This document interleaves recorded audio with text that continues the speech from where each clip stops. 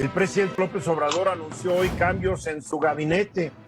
Se va el secretario de Hacienda, Arturo Herrera, pero se va al Banco de México.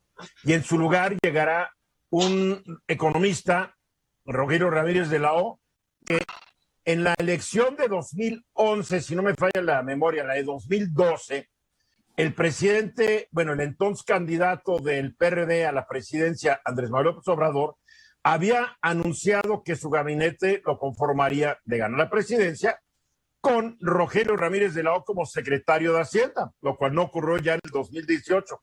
¿Qué nos puedes platicar de estas personas y de estos cambios, Luis Miguel? Es, sin duda, es una noticia que sorprende, no, literalmente no por los nombres, no por el anuncio, sino por el tiempo del anuncio.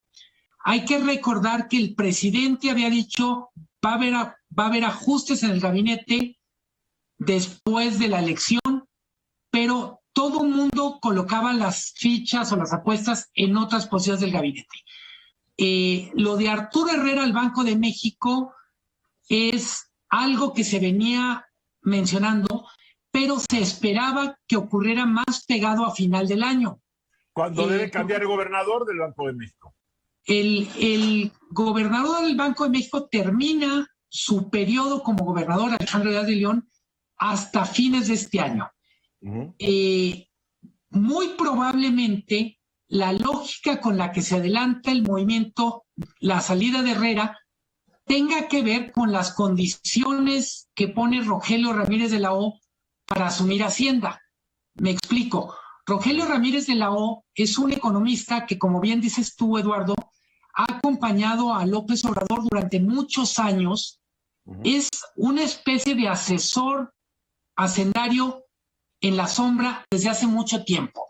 Todavía en este sexenio, más o menos una o dos veces por mes, tenía reuniones. Él vive en Boston o vivía en Boston, venía a Ciudad de México para platicar con el presidente y de alguna manera expresar sus puntos de vista que no necesariamente coincidían con los del entorno del presidente.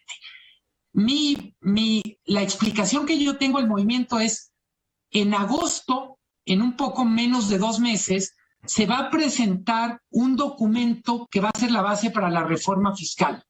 Ese documento lo está elaborando Alfonso Ramírez Cuellar, diputado, y por otra parte viene la negociación del impuesto global a las corporaciones, viene la negociación del presupuesto. Rogelio Ramírez de la O muy probablemente dice, yo no puedo llegar como secretario de Hacienda si las grandes decisiones de mi primer año ya fueron tomadas y yo solo voy a ser una especie de testigo que va a acompañar. Afirmar nada más. No hay manera de minimizar el anuncio de hoy. Se trata de las dos posiciones más importantes del gabinete económico. Si quieren, lo podemos comparar en otra dimensión con la dirección de Pemex por los recursos que maneja, por la importancia simbólica que tiene para el presidente. Pero yo diría, son dos profesionales muy reconocidos, Arturo Herrera, Ramírez de la O, con trayectorias totalmente diferentes. Arturo Herrera, prácticamente toda su trayectoria ha sido como funcionario público, ha estado en el Banco Mundial, acompañó a López Obrador en la Secretaría de Finanzas del Distrito Federal y llegará al Banco de México con un enorme signo de interrogaciones. ¿Qué tanto puede hacer valer la autonomía frente a la lealtad que de alguna manera le otorga a su jefe? Esa es la gran pregunta, porque el mismo López Obrador dijo que él quería un gobernador con gran sentido social dentro del Banco de México.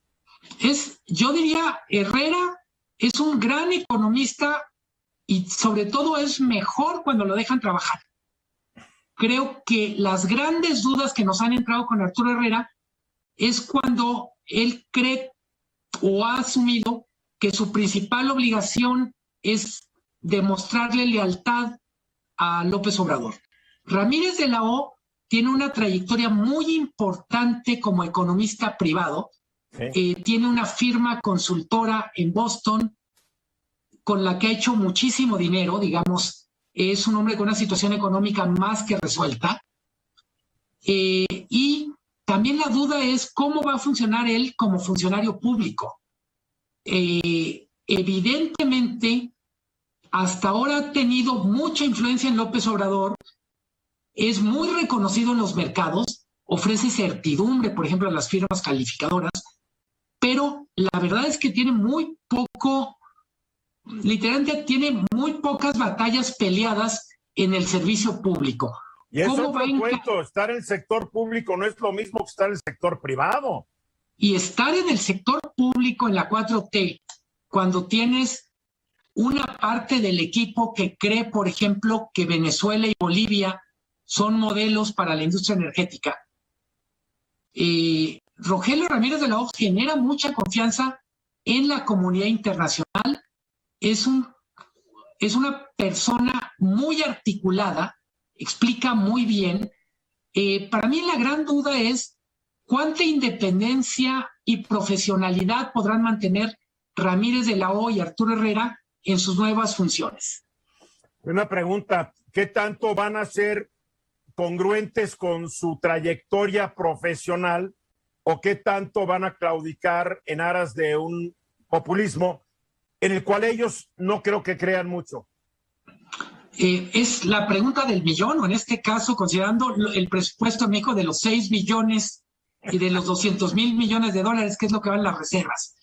Yo diría, el tema económico, el segundo trienio va a ser muy interesante.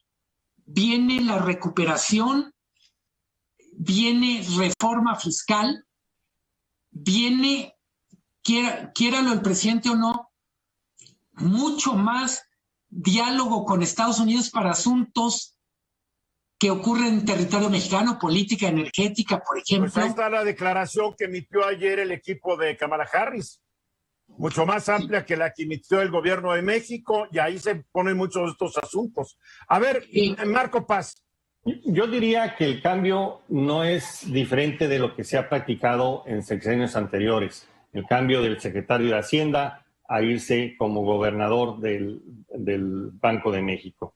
Y me parece que Arturo Herrera tiene las credenciales suficientes para llegar a hacer un buen papel ahí. Pero hay quienes dicen, Marco, que no es lo mismo el negocio hacendario que el negocio de banquero central. Claro. Y la historia demuestra que ha habido muy buenos secretarios de Hacienda, y ya como banquero central, pues como que no. Y también al revés, también hemos tenido hacendarios que han hecho un buen papel. Ahora, me parece muy oportuno el cambio en este momento porque le permite al nuevo secretario, digamos, iniciar estos procesos que platica Luis Miguel, pero además un momento económico diferente, donde empieza a haber recuperación y donde empieza a haber algunos elementos de conflicto con Estados Unidos, que una visión fresca con otro pensamiento puede ayudarle al presidente a librar estos escollos y ordenar mejor la recuperación tan necesaria que tiene el país. Yo lo trataría de un optimismo. ¿Qué va a hacer Arturo Herrera durante todos estos meses? Híjole, no sé, lo que sí creo, y ya había pasado con las declaraciones del presidente respecto a Alejandro Díaz de León, gobernador, las declaraciones lo debilitaron, y es un gobernador que todavía tiene 6 meses de chamba. Pues sí. A nadie le conviene, ni siquiera al presidente, que el gobernador del Banco de México tenga este último semestre con la sombra del que va a ser el sucesor.